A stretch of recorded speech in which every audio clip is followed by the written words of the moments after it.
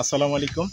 আমরা মহেশখালী আসছি। এখন মহেশখালী আমরা একটা বিয়ের দাওয়াতে আসছিলাম। তো এখানে শকত ভাই আমাদেরকে একটা শুটকির দোকানে নিয়ে আসতে, দোকানের নামটাও খেয়াল নেই, তবে দোকানের ওনার মোহাম্মদ ফয়সাল ভাইয়ের সাথে আমরা কথা বলবো এবং ফয়সাল ভাই মহেশখালী শুটকি কেন বিখ্যাত এই বিষয়ে আমাদেরকে একটু বর্ণনামূলক কথা বলবে আর কি। তো ফয়সাল ভাই আপনি একটু বলবেন প্লিজ। আসসালামু আলাইকুম, আমি ফয়সাল। দীর্ঘদিন ধরে কাজ করতেছি আমরা নিরাপদ শুটকি নিয়ে। তো নিরাপদ শুটকি বলতে ভাইয়ের প্রশ্ন হচ্ছে যে এই মহেশখালীর শুটকি কেন বিখ্যাত। মহেশখালীর শুটকি বিখ্যাত, মহেশখালীর কয়েকটা জিনিস বিখ্যাত, কিছু অঞ্চল ভেদে যাদেরকে যেটা মোটামুটি এখন বর্তমানে জিআই পণ্য নামে সব দিকে ফেমাস। তো মহেশখালীরও স্থানভেদে কিছু জিনিস আছে, তার মধ্যে হচ্ছে প্রথমত হচ্ছে পান, তারপর হচ্ছে লবণ এবং তৃতীয়ত হচ্ছে সুপারি, তৃতীয়ত হচ্ছে শুটকি। শুটকি কেন বিখ্যাত হয় মহেশখালীর মধ্যে? মহেশখালীতে সবচেয়ে বড় কথা হচ্ছে প্রথমত মহেশখালী হচ্ছে বাংলাদেশের একমাত্র পাহাড়ি দ্বীপ যার চতুর্দিক দিয়ে কিন্তু সমুদ্র। তো এখানে যে মাছগুলো পাওয়া যায়, এখানে কিন্তু মহেশখালীতে এখনো পর্যন্ত শহরের মতো যে এই গ্যাসের মাছগুলো আছে, গ্যাসের জাহাজগুলো আছে, সেই জাহাজগুলো কিন্তু এখনো হয় নাই। এখানে যেগুলো আছে, যেগুলো সবগুলো এদিকে দেখা যাচ্ছে এরকম বড় বড় কিন্তু কাঠের বুট। এই কাঠের বুটগুলা সমুদ্রে যায় 8-10 দিনের জন্য।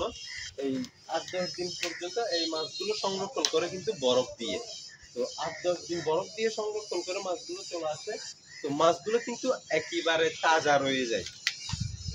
তো তাজা রয়ে যাওয়ার কারণে, আর যেগুলো শহরের কথা বলতেছি আমি, শহরের গুলো কিন্তু যায় হচ্ছে 1 মাস 1.5 মাস পর্যন্ত থাকে। এই 1 মাস 1.5 মাস এই সময়টা এই মাছগুলো সংরক্ষণ করে হচ্ছে গ্যাস দিয়ে শক্ত করে ফেলে। গ্যাস দিয়ে শক্ত করে এই মাছগুলো 1-1.5 মাস থাকে। তো একটা মাছ সচরাচর যখন 1-1.5 মাস পর্যন্ত জাহাজে রাখা হবে, গ্যাসের মধ্যে রাখা হবে, সেই মাছের স্বাদটা কিন্তু আর থাকে না।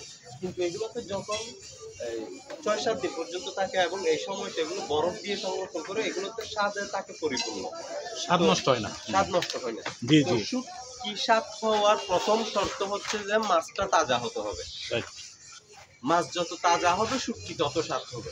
তো যেহেতু আমাদের এখানে এখনো পর্যন্ত এই কাঠের বুটগুলো আছে, ওই গ্যাসের জাহাজগুলো নাই, যার কারণে এখানকার শুটকি হয় অত্যন্ত স্বাদ, টাটকা মাছ হওয়ায়। তো ফয়সাল ভাইয়ের কাছে আরেকটা বিষয় জানার ছিল যে আমরা শুনি যে শুটকিতে অনেক সময় কীটনাশক দেওয়া হয়, তারপরে লবণ দেওয়া হয়। আপনাদের এখানে কি সেই জিনিসটা ব্যবহার করেন আপনারা?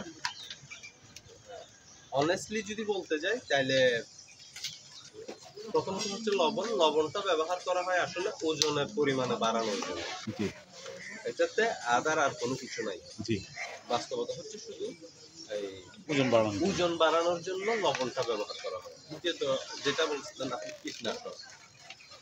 আসলে এই ধরতে গেলে কীটনাশক ওই আগের চাইতে তুলনামূলক অনেক কমাই ফেলছে মানুষ, কিন্তু ব্যবহার করা হয়, মানে না ব্যবহার করা হয় না আমি ওইটা বলবো না, ব্যবহার করা হয় টুকটাক। কিন্তু রেশিওটা খুব দেখা যায় কি এই মেডিসিন ছাড়া আসলে শুকানো সম্ভব হচ্ছে না, তখন ওই ক্ষেত্রে গিয়ে টুকটাক মানুষ মেডিসিন ব্যবহার। এখানে তো আমরা আমাদের যারা পর্যটকে আসে সবার জনপ্রিয় মাছের মধ্যে হলো আপনার লোট্টা শুটকিটা, তারপর হলো ছুরি শুটকিটা, এই দুইটাই কিন্তু বেশি চলে আমাদের এখানে। কিন্তু এই সবচাইতে মহেশখালীর শুটকি বিখ্যাত হওয়ার পিছনে কিন্তু আরেকটা কারণ আছে, সেটা হচ্ছে সোনাদিয়া দ্বীপ।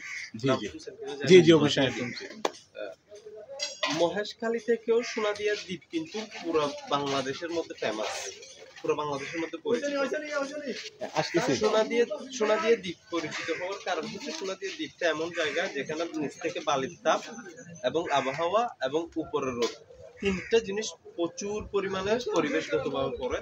ওইখানে কিন্তু যদি শুটকি শুকাই, যে আমাদের একটা পেজ আছে, আমাদের একটা পেজ আছে যেমন নাকি উপসাগর শুটকি।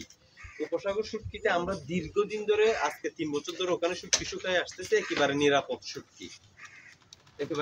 শুটকি, এখানে কোনো লবণ নাই, কোনো মেডিসিন নাই, সম্পূর্ণভাবে ওখানে মেডিসিন ছাড়া শুটকি শুকানো সম্ভব হয় সোনাদিয়া দ্বীপে। সব জায়গায় কিন্তু মেডিসিন ছাড়া শুটকি শুকানো সম্ভব হয় না।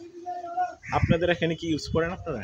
আমাদের এখানে ইউজ করা তেমন হয় না। আমাদের এখানে কিছু কিছু শুটকির ক্ষেত্রে টুকটাক ব্যবহার করে। ছুরি শুটকিতে কি সেটা ব্যবহার হয়? না না, চুরি শুটকি, লোট্টা শুটকি এগুলো তো ব্যবহার করে না। ঠিক আছে, ধন্যবাদ ভাই আপনাকে। আপনার আসলে আমাদের সাথে কথা বলে সময় দেওয়ার জন্য আপনাকে ফয়সাল ভাই অনেক ধন্যবাদ। আর আপনার আপনারা আসছেন আমাদের আপনার এখানে, আপনার পেজটা অবশ্যই। উপসাগরীয় উপসাগর শুটকি। উপসাগর শুটকি, ইনশাল্লাহ আমরা এটাকে ফলো দিয়ে দেবো এবং এটাকে প্রমোট করবো ইনশাল্লাহ। ইনশাআল্লাহ। তো ভালো থাকবেন ধন্যবাদ। ফয়সাল ভাই, থ্যাংক ইউ। আসসালামু আলাইকুম। আসসালামু আলাইকুম।